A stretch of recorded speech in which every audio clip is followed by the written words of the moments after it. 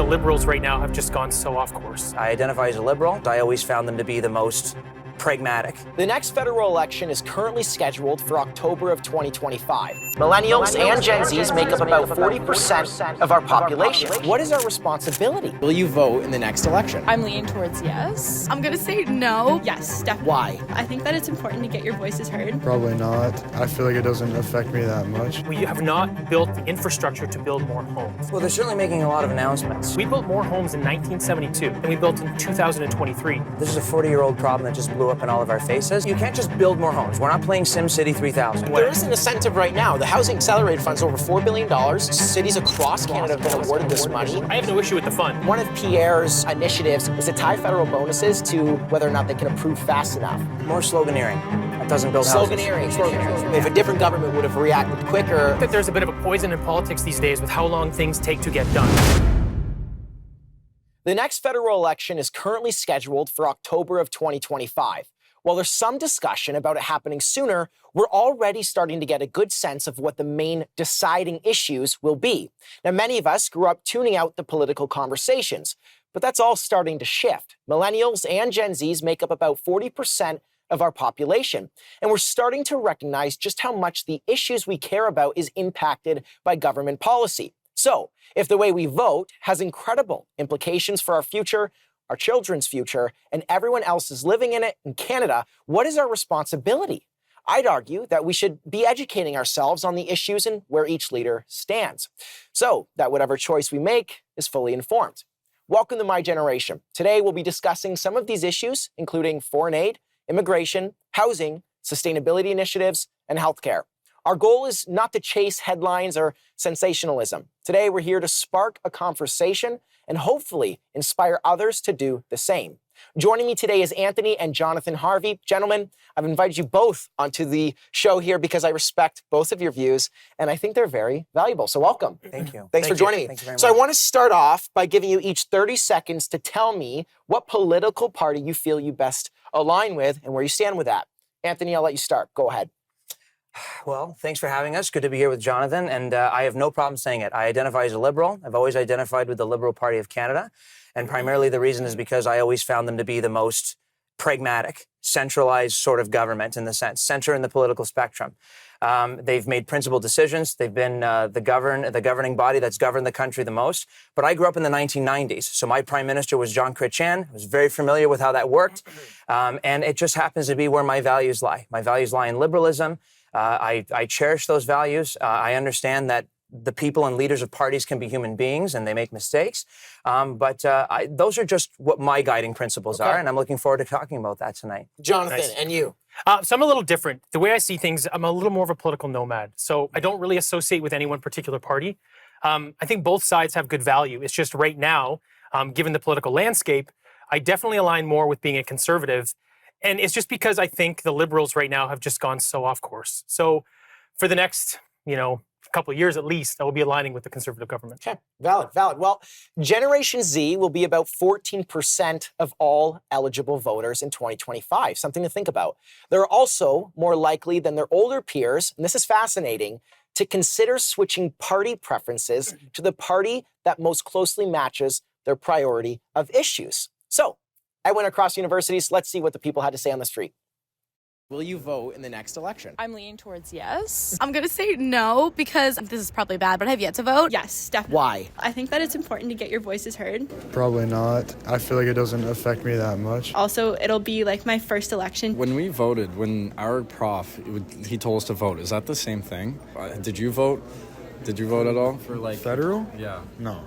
I didn't either. Do we have a responsibility to vote? I feel like yeah, because if you don't, eventually democracy might fail. That's a tricky one. I mean, yes. I think it depends how engaged you are. If you're not engaged, then what really are you voting for? Do you feel like voting in some ways is kind of hopeless? In some ways, but who knows? I could be the deciding factor for a party. I can definitely see where people come from when they talk about that, which is why I think that looking into an electoral reform and a different way of voting might be beneficial for Canada. I wouldn't consider myself a political person, and I don't know enough about the parties to be able to go, I want to vote for them. So much information. There's so many different parties. parties, and there's so many perspectives. What issue would you look at and say, I'm voting for this person because they stand for this issue and I believe in their approach to it? Healthcare, housing, immigration, foreign aid, sustainability initiatives like carbon tax, EVs. Taxation. We were getting taxed for absolutely literally everything. And it's actually crazy. Addressing the housing crisis, having some sort of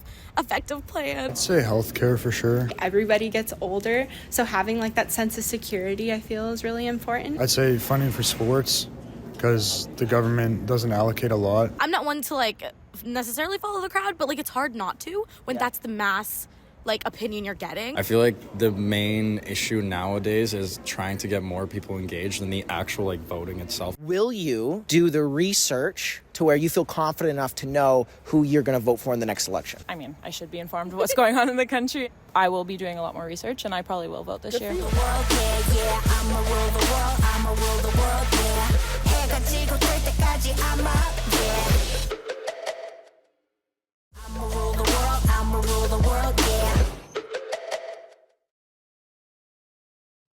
We all know housing is expensive, and for a good chunk of Gen Z and Millennials, owning a home is, to say the least, challenging or seems outright impossible, at least for the time being.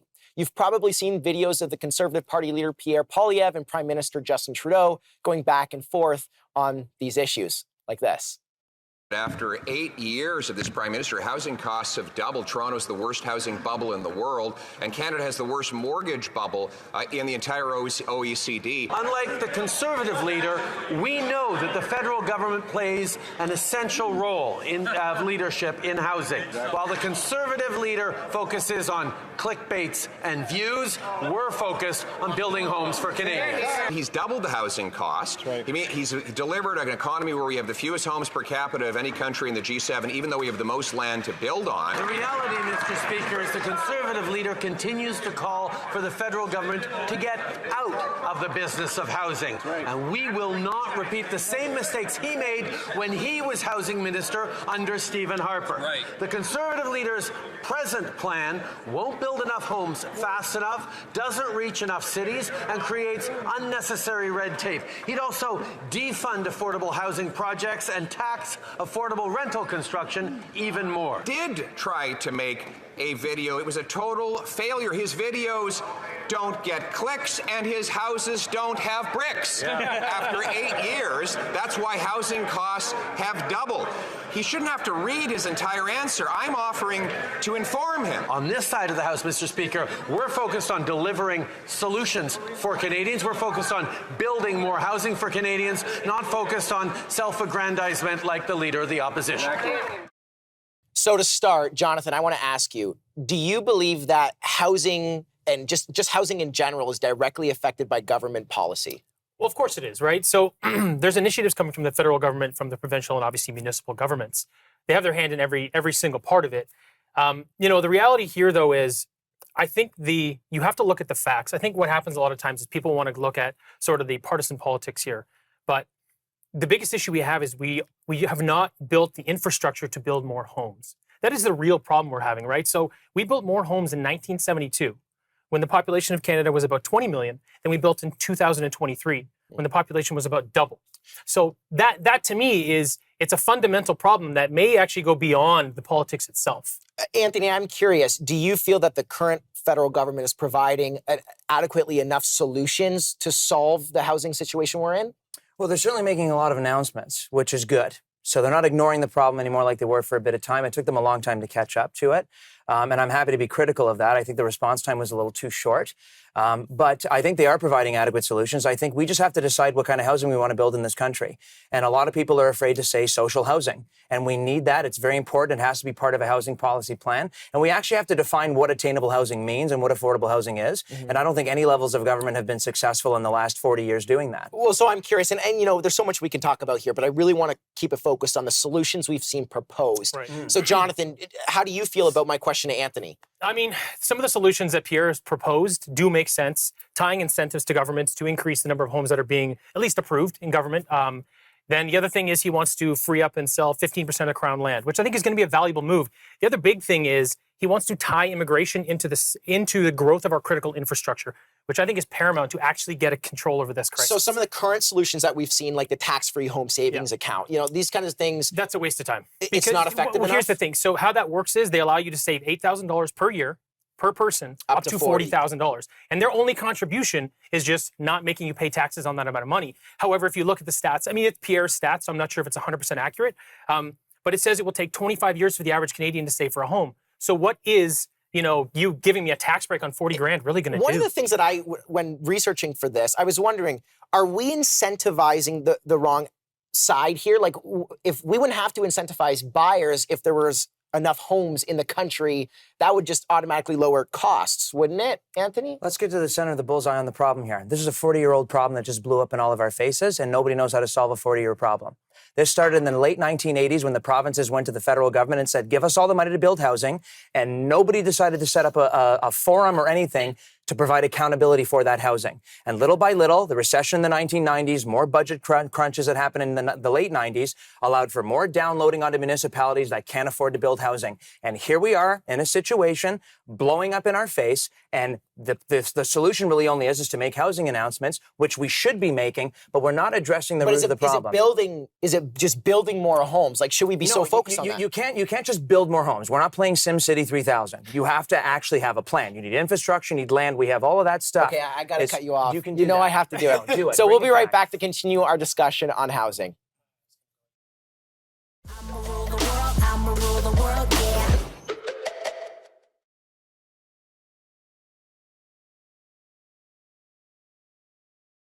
I'ma rule the world, I'ma rule the world, yeah. One solution we've seen is the Housing Accelerator Fund, which is over $4 billion. Now, Pierre's response to the Housing Accelerator Fund was quite different than the excitement of the Liberals. Poilievre mocked the Accelerator Fund, saying it sounds like a decelerator fund because the program was announced in 2022, but the first funding commitment was only made about 18 months later. Pierre Poilievre, leader of the opposition, wishes to tie the federal funding, like Jonathan said, given to municipalities to the number of housing starts, as opposed to offering upfront funding to specific cities. That's one of the biggest differences that I've seen with this Housing Accelerator Fund. Jonathan, do you feel that that's an effective way of going about this? I think it's a good start, but to your point, you want to find solutions, right? So if we're second to last in OECD nations from the time we have raw land until we have a finished structure. So that's an infrastructure issue that we have in politics, right? The other thing that we do is we are 3 times slower than the United States and the UK in approving plans, like building plans and permits. So again, this is a government problem. Those things need to be adjusted. But to your point, is tying it to the municipalities, though, like it's great. Anytime you add incentive to politics, you're winning, right? Because these people have no accountability and no incentive. So when you do make that connection, that's going to go a long way. But there is an incentive right now. The Housing Accelerator Fund is over $4 billion. Cities across Canada have been awarded this money to the most ambitious cities that want to build. I have no issue with the fund. So that wasn't really so. Okay. I'm not really against it. I agree with Anthony in the sense that if they're having these conversations, this is great. They're moving forward. They need to do something. The problem is they let it get so far. They let it become such a big problem that now it's very difficult to conquer. Do you know what I mean? Yeah, that's valid. And I think, like you said, you've been saying this for a while. It's a 40-year problem. We can't just solve it, in the next 5 years, right? I am curious, though. So one of Pierre's initiatives is to tie bonuses for the CMHC workers here, is to tie federal bonuses to whether or not they can approve fast enough. Do you think that that's actually going to make an impactful change? More sloganeering. That doesn't build houses. Sloganeering. Yeah, that's just more sloganeering. That's more applause lines at rallies, and I'm not interested in that. What I'm interested in is what the federal government did. They bypassed lazy provincial governments, went directly to the municipalities and said, you have social housing, rentals, and all that stuff ready to go. You have plans and shovels ready in the ground. Here's your $5, $6, $7, $10, $20 million. Go and get that project built. So if this is a 40-year problem, for the last 40 years, housing has been primarily dominated by the private sector. Correct. So one of my follow-up questions to this is the private sector left well unchecked like this, or is this part of the problem? Well, if you look at what's holding up housing and the growth right now, we just discussed it. It's mainly political policy. A lot of it is, right? It's the approvals. It's those types of things. So, I mean, they are more getting in the way. But if anytime you take something that is in the private sector and you move it to the public sector, it costs way more money and moves a lot slower. And to your point, though, you were saying that the provincial government was being lazy, but if the Accelerator Fund was introduced in 2022, how come just now it's really getting rolling? The answer is bureaucracy. But I mean, to your point, I think you really do need to look at the Liberals and go, you could have moved this a lot longer. Pardon me, moved it along faster as well, right? What do you think about that? So I liked his response, and I think when it was announced, as far as what I can remember, is that the legislation and what the actual fund was supposed to do wasn't fleshed out. It was an announcement, just get it on the news, and let's actually start building the policy. It's kind of how things happen in politics. How many times when they announced Obamacare in the United States, there wasn't one piece of letter on any piece of paper. You got to take time to make the decision. You got to take time to make it. So that's probably why the rollout took so long. But here, I wonder if a different government would have reacted quicker. It's hard to say. I don't know when I look at it that way. I don't see why not. I mean, I think that there's a bit of a poison in politics these days with how long things take to get done. There is so much bureaucracy, 100%. right? And I think, you can't really look. I have a disdain for Trudeau and a lot of the things that he does right now, to be quite honest with you. But I can't really blame him for the pace of play in the government right now, because that's been more than a 40-year problem. So right? I need to get into how immigration affects housing. And so, Anthony, I'm going to let you jump in on this, and we got to make it quick here. So go ahead. That was our economic solution in 2011. Bring in 250,000 people, no housing plan, no policies, but that's how we're going to increase GDP. Here we are 14 years later with no housing for anybody.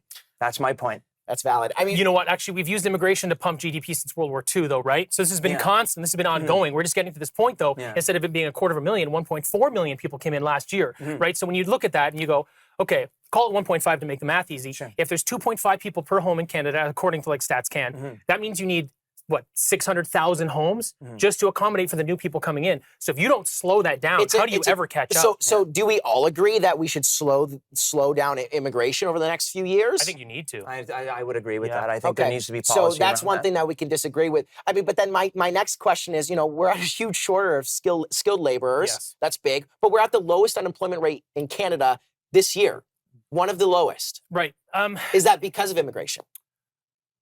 Are we at the lowest because of immigration? No, immigration is actually keeping it higher. So every month they do these reports. They're like, hey, 40,000 new jobs, except unemployment actually went up because we let in so many people. So I don't necessarily think that's contributing to improving that stat. Okay. I wish we had more time, but we got to jump into the next one. We'll be right back. I'ma rule the world, I'ma rule the world, yeah. I'ma rule the world, I'ma rule the world, yeah. You've seen Conservative Party leader Pierre Poilievre put Prime Minister Trudeau on blast for his excessive and mismanaged foreign aid support in Ukraine. Now, this raised a question to me. What qualifies as foreign aid? Why do we support other countries? And what impact does this have? And what impact does Canada have on the world stage? So, guys, I got to ask you, to start, should Canada continue to support in foreign aid like they are? I'll let any of you jump in. Sure, yeah. I mean, this is interesting, right? The amount that Canada contributes to foreign aid doesn't really make an impact. I think that we do it more so that we can stay in the good books with all the other alliances that we have. And you think that's a valid way? I mean, you have to in some ways. I do actually think it's valid. I don't always appreciate or agree with what they're contributing to, but I think it actually is an important way to stay aligned with, groups like NATO. So does Canada, I mean, and you kind of answer that, like the responsibility that they have. You brought up something interesting, the relationship that Canada has with Ukraine. Can you touch on that? That was an episode a long time ago. Yeah, no. So Canada was one of the first countries to recognize their sovereignty, and we do have a responsibility to protect that. We want them as part of the alliance in NATO. They can't join because they're invaded by a country. We all know that. And the $4 billion pledge is spread over a period of time. A lot of people think that we're just writing a $4 billion check and sending it over e-transfer to President Zelensky. That's where headlines and sensationalism just goes. goes. No, that's not how it works. It is stretched over until the end of the decade, and they need that to defend their country, defend their sovereignty. And I believe, as a compassionate Canadian, I believe that we do need to contribute to foreign aid. And by the way, if you look at the actual amount of money we contribute, you need a jeweler's eye to find it in the budget. Valid. I agree with your perspective. My issue, though, with the Ukraine war a little bit is we don't actually have a direct defense alliance with Ukraine. So that's a bit of a funny space for me. I understand that why we're contributing. I think, again, it goes back to my previous point is to be a part of the group. But I do have a bit of an issue with how much they are contributing, because the way it looks is that they're actually buying a neutral state. That's how it looks, right? The NATO and the West is buying Ukraine, essentially, from being a neutral state. In some ways, I can see where you say that. Now, I want to reference something that Pierre said. Now, he said he would actually divert money from foreign aid. So you just made a comment. You said it's a jeweler's eye. And Pierre's sitting here saying we want to divert money now into the military because we're relying on America to back us. Okay, well, here's the thing. We are not spending enough money on our own military. That's for sure. If you read some of the headlines, you'll see them every couple of weeks. Like, we don't have enough equipment to defend our own But country. we're also barely spending anything in foreign aid, too. I agree. I don't think you should tie them together. I think that's my point. I think they both deserve some attention. I think that more should be spent on our military. But to be quite honest with you, I don't have an issue with the amount of money we spend on foreign aid. Okay, so you guys would disagree with Pierre's stance here. 110%. And I'll tell you why I disagree with that. First of all, he's using foreign aid as an applause line at a rally. And I'm seeing a current presidential candidate do the same thing. So there's a little bit of correlation there. Okay, and this is the thing. I said you need a jeweler's eye to find it in the budget. So you need to flip through a million pages to see it. By the way, I agree. Our military, there's a lot of problems. I'd like to see funds diverted into the military, more equipment, more munitions, potentially more so people. When we talk about management of these foreign aid dollars, I think that's one thing that we can all, see, that's where it gets frustrating for me, right? Like, I don't disagree with where it's going, but why not be upfront and honest about it? You just read about something, we're sending $85 million to Haiti or $3.2 billion to Ukraine. Why don't you explain to the people where it's going and why? Why don't you just give a little transparency, because everybody would then get on board. Do you think the Conservative government will do a better job? On this particular issue, to be honest with you, no. That's interesting. What do you think? I think it'll just be business as usual. They're trying to get votes and trying to get applause lines. How do you do it? We give too much money to other countries. It's a good way to get votes. It is, but I've seen this before, and nothing ever changes. We have never met our military targets for NATO. We've never met them in this country, ever. So I'm curious now, to fix this management of foreign aid dollars. When I was digging into this, a lot of the money that we give goes, 97% goes to NGOs or partners in Europe. So I'm curious, is there a better way that we could be managing this money? And I'm just asking strictly from what most people my age would ask. I love what he said, because I'm a huge believer in accountability and transparency. I don't care who the hell's in charge of this country, whether it's the person I voted for or the person he votes for. I want to know, when I see my tax bill, I want to know where the hell that money's going. So is it somebody's not doing their job in the government? Or they're not. Okay. Yeah, I'm on the exact same page. Unfortunately, they're not. Yeah, there's no accountability. And the thing is, when you give money to an NGO, I like to support several different charities and things like this, and I appreciate what they're doing, but those dollars are not spent efficiently. And again, there's not a lot of accountability, especially when you're crossing borders. Now, is there a better way to spend it? Honestly, I don't know that if there is a better infrastructure in place to funnel that money. I don't know, but would I like there to be a better one? Yeah, for sure. Okay, so what about the intention behind giving the money? I think the intentions, for me, it's well received. Like, I think of so many different things. A lot of them are healthcare initiatives. They're healthcare initiatives in developing countries, which we just got out of a pandemic. We don't want to go through that again. So if we have to invest $80 million into a developing country to prevent a disease like Ebola from coming out, it's fine. We'll be right back. Yeah. I'ma rule the world, I'ma rule the world, yeah.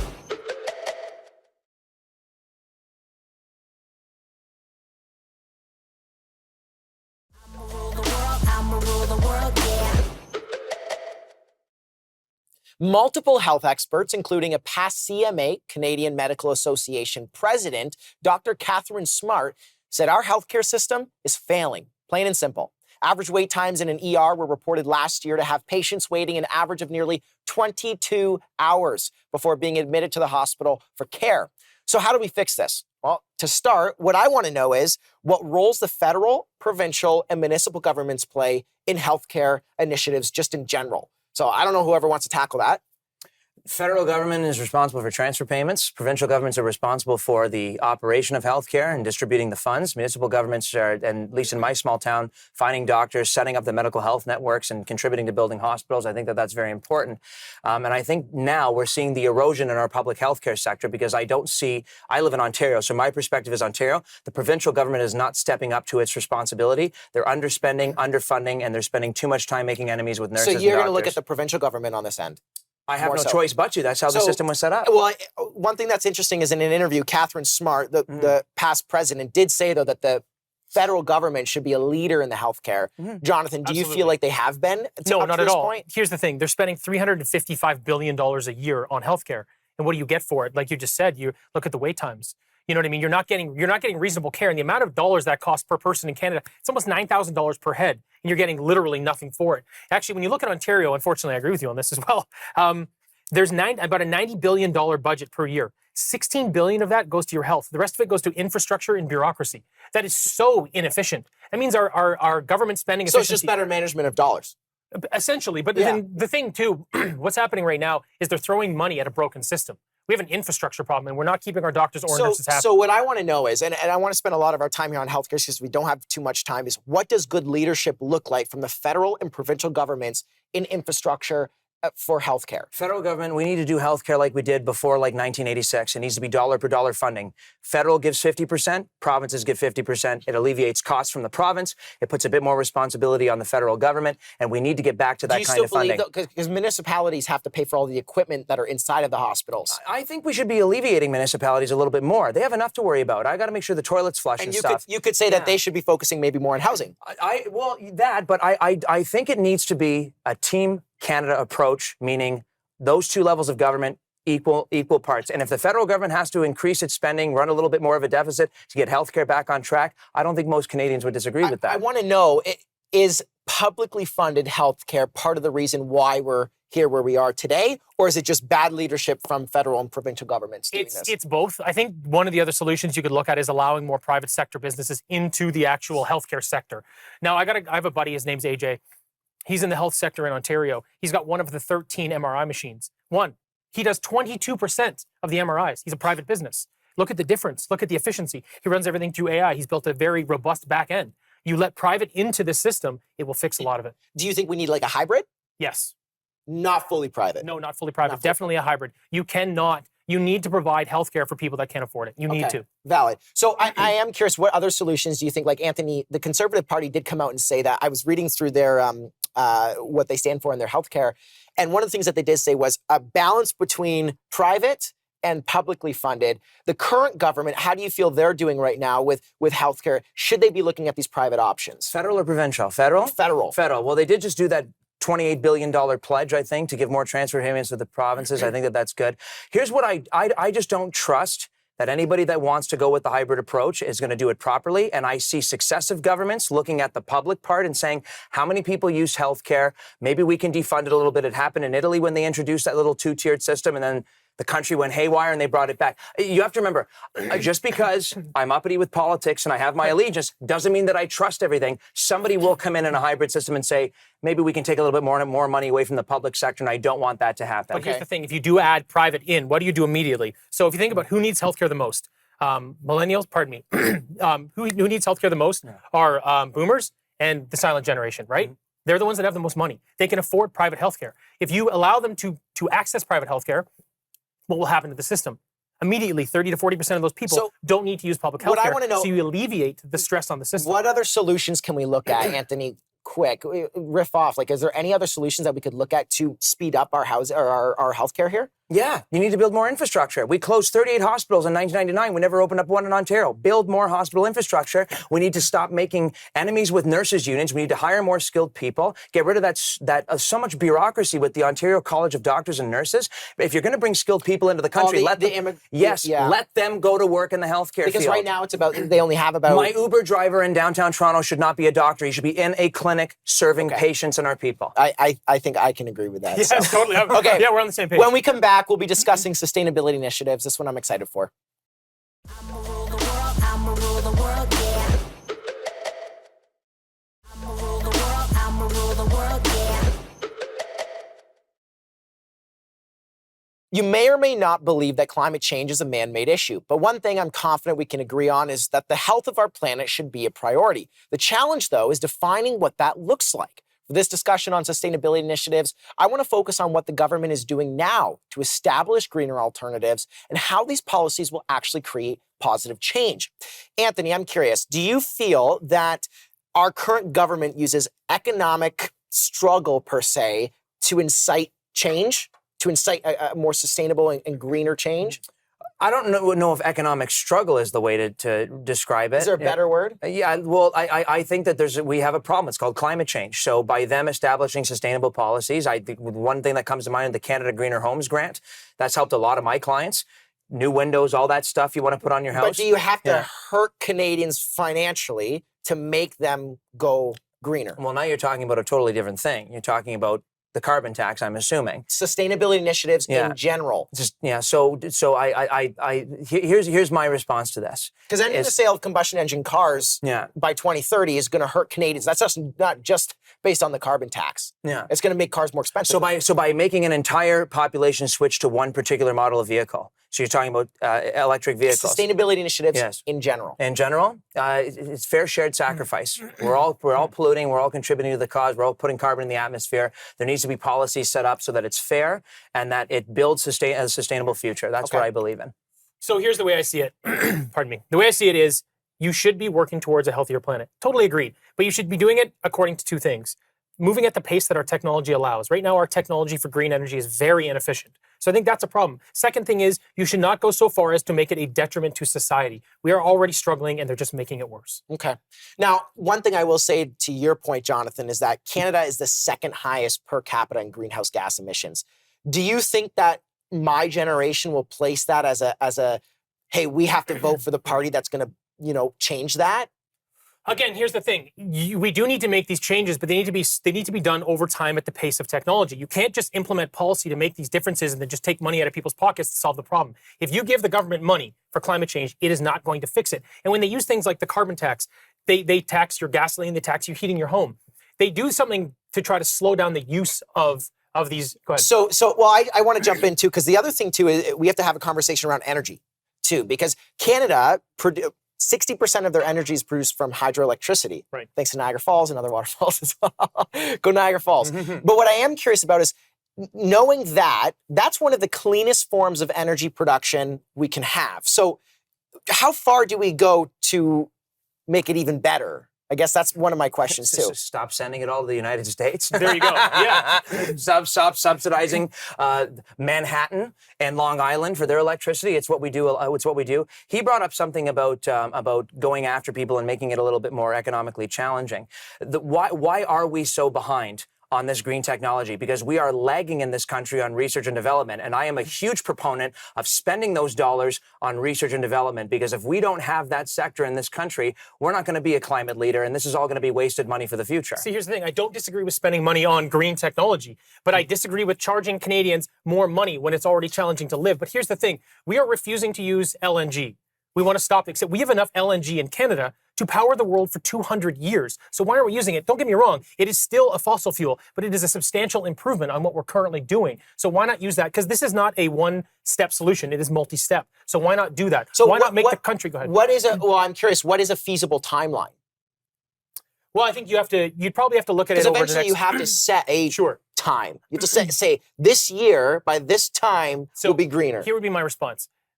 Move to LNG as quickly as possible, build more plants. I think you make Canada a powerhouse in many ways, and you make the economy much stronger. And then you can move as quickly as technology will allow you to move. You just can't do that. You can't implement all these things if you don't have efficient technology. That's our biggest problem. So one of the things, and the point on LNG, here's the thing. It's not the cleanest. It's not one of the cleanest. It's just cleaner than coal. Yes. Right. So what I'm curious to know is, obviously the Liberal government doesn't support, mass LNG production. You think they should stand firm on that?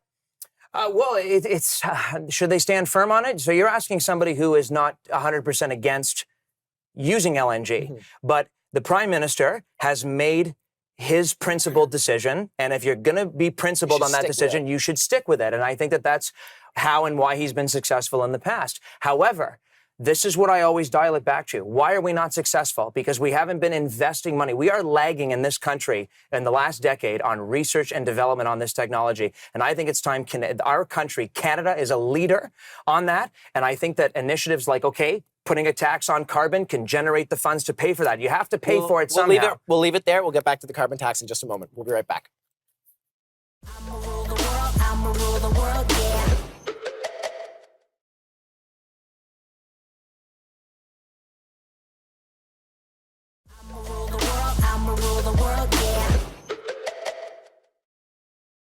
Continuing our conversation on sustainability initiatives, one of the major decisions the Liberal government made was to implement the carbon tax, which we all know. It's another hotly debated angle of the climate change conversation, so of course, we had to talk about it.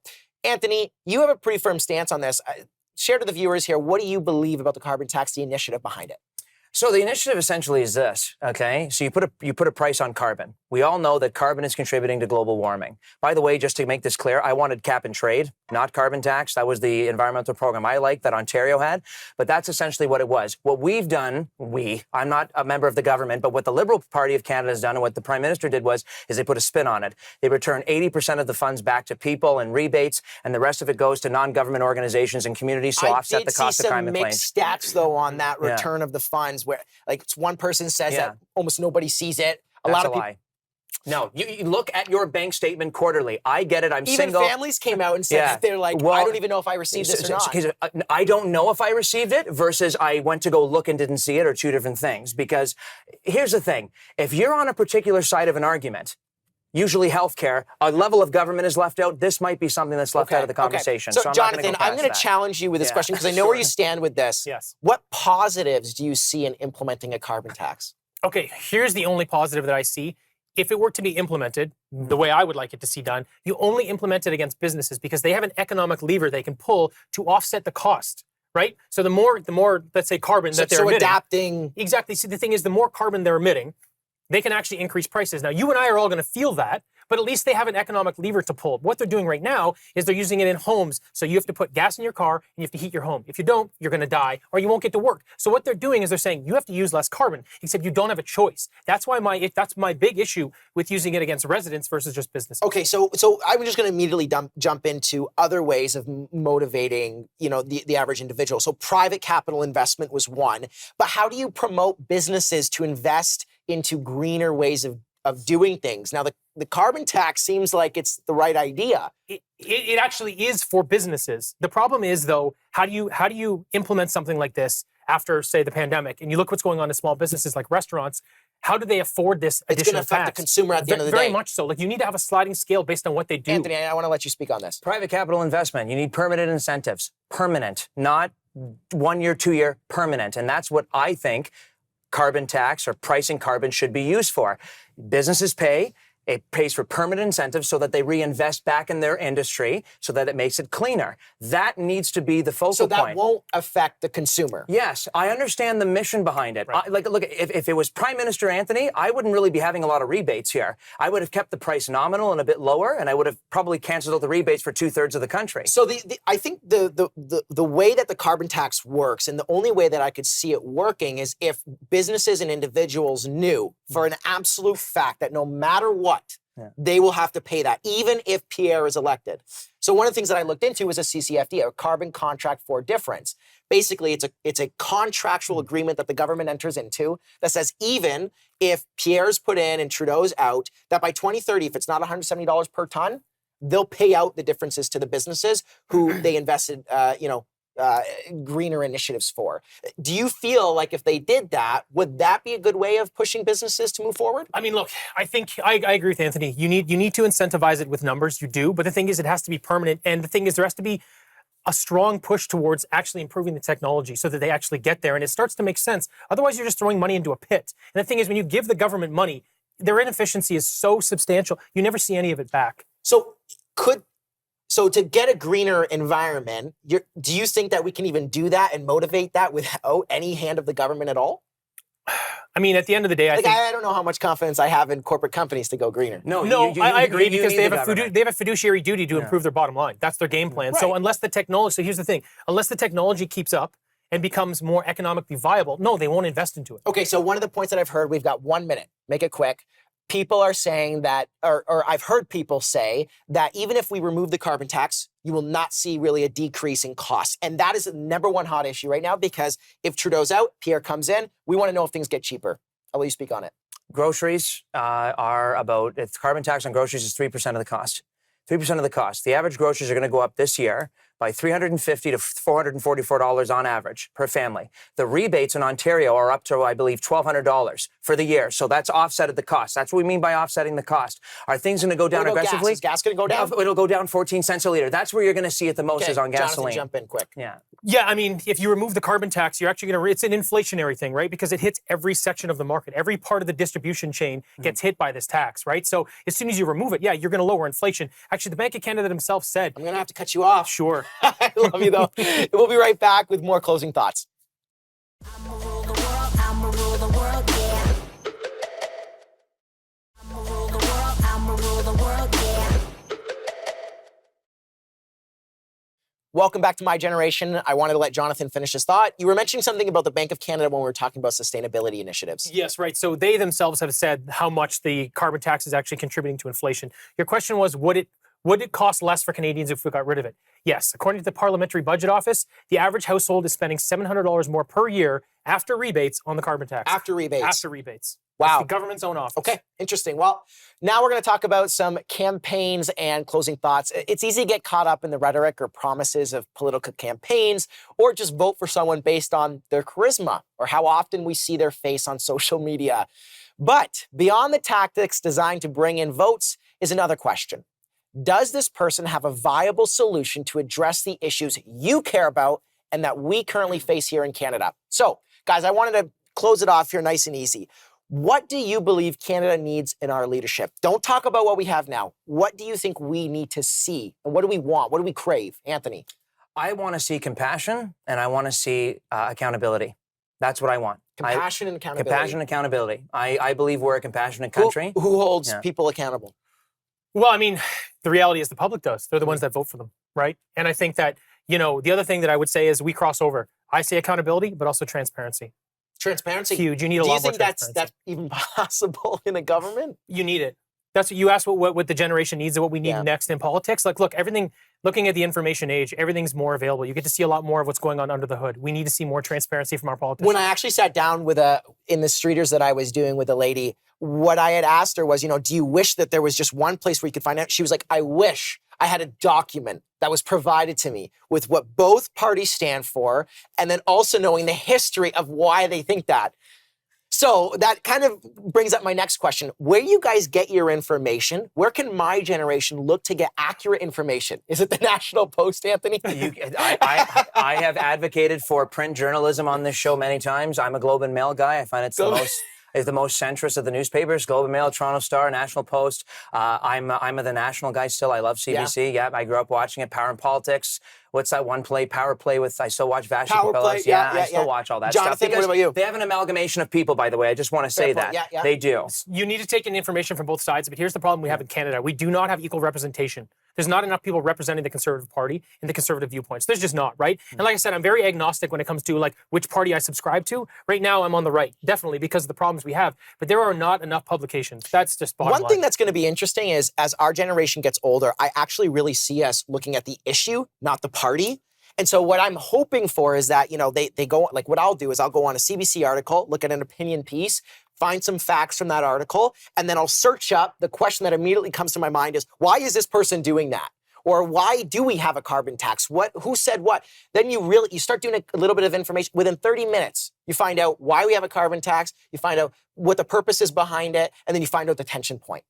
Right? Where do you find the tension point, Anthony? Do you when you're going for information, do you try to find that tension in the middle? I think we all know what side of the political spectrum I'm on. So I always read the National Post first. I always like to do that. I usually get the most notifications. They're hardly a friend. They're hardly a friend, but I'm happy to read. When I used to read Sabrina Madeau all the time, I loved it. And then I kind of gravitate more towards the Globe or the Toronto Star. But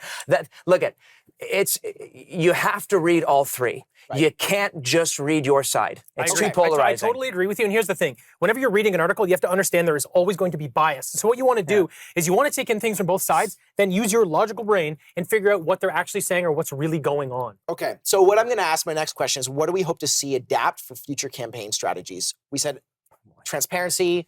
I mean, we see the campaign strategies today. We've got about 30 seconds left. So I'm going to let Jonathan What do you want to see change? They're going to move more towards what Pierre's doing. I think these more shorter format videos where you're getting a little more, that's the easiest way to digest information. I think if they You got to be careful too with that. Yes, you do. But the thing is, you're still going to get a political bias regardless of what kind of information you're taking in. But think about it this way. If you want more people to be politically engaged, use the tools that they're using most, which are video. So if you create 15 to 20 minute videos on your policy and you present them any way that you feel your party is best represented, then you'll get more people gravitating towards it. Thank you guys so much for joining me. I appreciate it. Thank you. Thank you. I personally believe our responsibility as voters goes far beyond just participating in an election. It involves being informed, advocating for the policies that reflect our values, and certainly holding our leaders accountable. I hope you enjoyed this discussion and our conversation inspired you to take an active role in shaping the future of Canada. But we hope to hear from you, especially, and I'm sure you did disagree with something, we want to hear it. Join the conversation at My Generation on all social media platforms. We'll end off with this. Do not simply accept what you are told. Challenge your thinking, engage in differences, and listen to new perspectives. Thank you, and have a great night. I'ma rule the world, I'ma rule the world, yeah, yeah. I'ma rule the world, I'ma rule the world, yeah. 해가 지고 뜰 때까지 I'ma